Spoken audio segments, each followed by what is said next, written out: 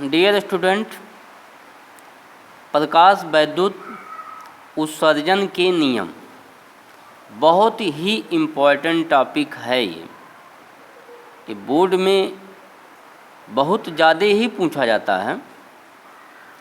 प्रकाश वैद्युत उत्सर्जन के नियम से ये पूछा जाता है। तो प्रश्न जो पूछा जाएगा वो इस तरह से रहेगा, प्रकाश वैद्युत उत्सर्जन के नियम क्या हैं। तो ये 5 नियम हैं इनके। तो लेनार्ड और मिल्कन का जो प्रयोग आपको पिछले वीडियो में बताया गया, उसमें से बहुत काफ़ी डिफिनीशन आए और उस प्रयोग के आधार पर ये 5 निष्कर्ष निकले। तो पहला क्या था, तो किसी धातु के पृष्ठ से प्रकाश इलेक्ट्रॉनों के उत्सर्जन की दर धातु के पृष्ठ पर आपतित प्रकाश की तीव्रता के अनुक्रमानुपाती होता है। ध्यान दीजिएगा, किसी धातु के पृष्ठ पर प्रकाश इलेक्ट्रॉनों की उत्सर्जन की दर जो निकल रहे थे, उत्सर्जन की जो दर है वो धातु के पृष्ठ पर आपतित प्रकाश, आने वाला जो प्रकाश है, उसकी तीव्रता के अनुक्रमानुपाती होता है। ये लेनार्ड और मिल्कन का एक्सपेरिमेंट था, पहला नियम था। दूसरा नियम, उत्सर्जित प्रकाश इलेक्ट्रॉनों की अधिकतम गतिज ऊर्जा। ध्यान दीजिए, उत्सर्जित प्रकाश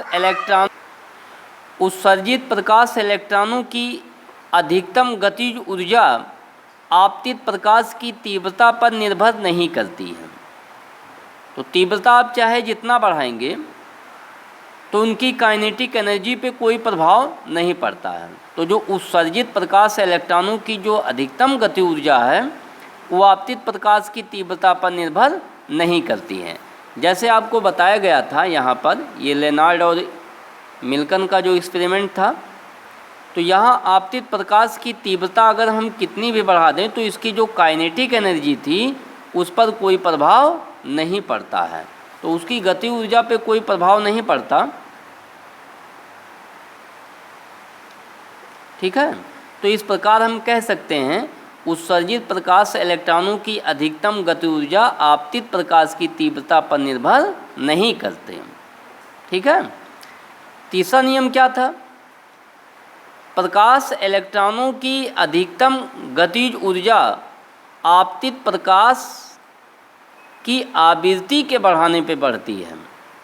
तो इनकी जो गतिज ऊर्जा है, जो अभी हमने दिखाया फिगर में, तो उसमें जो अधिकतम गति ऊर्जा है, प्रकाश इलेक्ट्रॉनों की अधिकतम गति ऊर्जा आपतित प्रकाश की आवृत्ति के बढ़ाने पर बढ़ती है।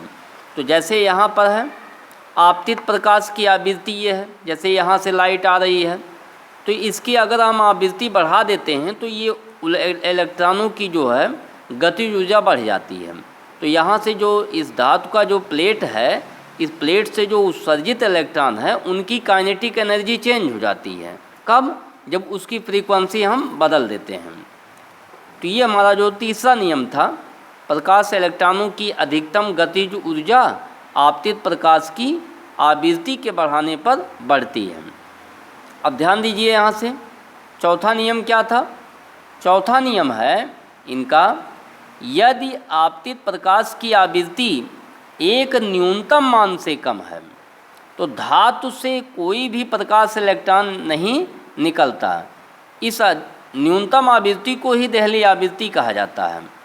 तो कहने का तात्पर्य है कि आपतित प्रकाश की आवृत्ति, यानी जो आपतित प्रकाश आ रहा है यहाँ पर, इस आपतित प्रकाश की आवृत्ति अगर एक न्यूनतम मान से कम है तो इससे कोई भी इलेक्ट्रॉन का उत्सर्जन नहीं होगा। ये भिन्न भिन्न धातुओं के लिए अलग अलग होता है। ये भिन्न भिन्न धातुओं के लिए जो है इसका मान अलग अलग होता है। ठीक है। तो यहाँ पर आपतित प्रकाश की आवृत्ति एक न्यूनतम मान से कम है तो धातु के पृष्ठ से प्रकाश इलेक्ट्रॉन नहीं निकलता। इस न्यूनतम आवृत्ति को देहली आवृत्ति कहते हैं। प्रकाश के धातु के पृष्ठ पर गिरते ही इलेक्ट्रॉन उत्सर्जित होने लगते हैं। तो डियर स्टूडेंट, यहाँ पर ये 5 नियम हैं। हर्ट्ज तथा लेनार्ड का जो एक्सपेरिमेंट था, ये एक्सपेरिमेंट था यहाँ पर। तो इस एक्सपेरिमेंट के आधार पर जो है बहुत काफ़ी डिफिनीसन हम लोग पिछले वीडियो में पढ़ा गया उसमें, किंतु यहाँ पर इसी नियम के आधार पर ये 5 नियम हमको लिखने हैं। जब पूछा जाएगा प्रकाश वैद्युत उत्सर्जन के नियम क्या क्या हैं, तो ये 5 नियम आपको लिखने हैं। इन 5 नियम के लिए कोई गणितीय फार्मूला नहीं बन पाया, तो गणितीय फार्मूला बनाने के लिए जो है आइंस्टीन प्रकाश वैद्युत समीकरण पढ़ेंगे और उससे जो है हम इसकी व्याख्या आसानी से करेंगे। ठीक है, आइंस्टीन प्रकाश वैद्युत समीकरण। ओके,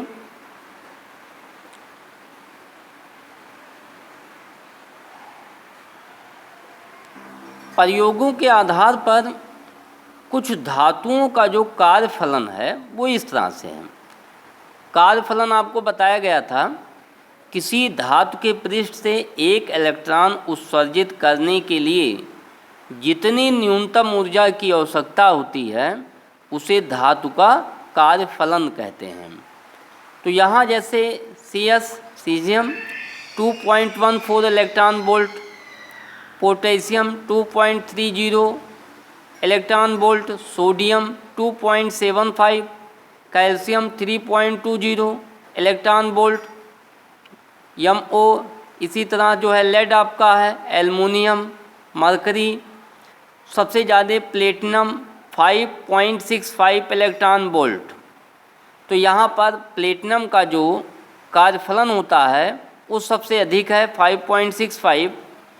तो कहने का तात्पर्य अगर यहाँ पर जैसे अगर हम इन धातुओं से इलेक्ट्रॉन निकालना चाहते हैं, अब जैसे ये पोटेशियम है, पोटेशियम के प्लेट से अगर हम इलेक्ट्रॉन निकालना चाहें तो हम इसमें जो लाइट भेजेंगे उसकी ऊर्जा जो है, इलेक्ट्रॉन वोल्ट ऊर्जा का मात्रक है, उसकी ऊर्जा 2.75 से अधिक होगी सोडियम के लिए।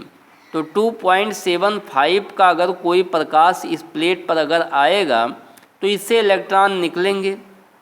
पोटेशियम पर 2.30, तो एक इलेक्ट्रॉन निकालने के लिए 2.30 का प्रकाश इस पर भेजना पड़ेगा, या फोटॉन जब इस पर आपतित होता है तब यहाँ से इलेक्ट्रॉन का उत्सर्जन होगा। ठीक है, प्लेटिनम के लिए 5.65 इलेक्ट्रॉन वोल्ट ऊर्जा का प्रकाश चाहिए। तो ये इसके जो है महत्वपूर्ण भाग हैं। और अब आइंस्टीन प्रकाश वैद्युत समीकरण नेक्स्ट अगले वीडियो में पढ़ते हैं।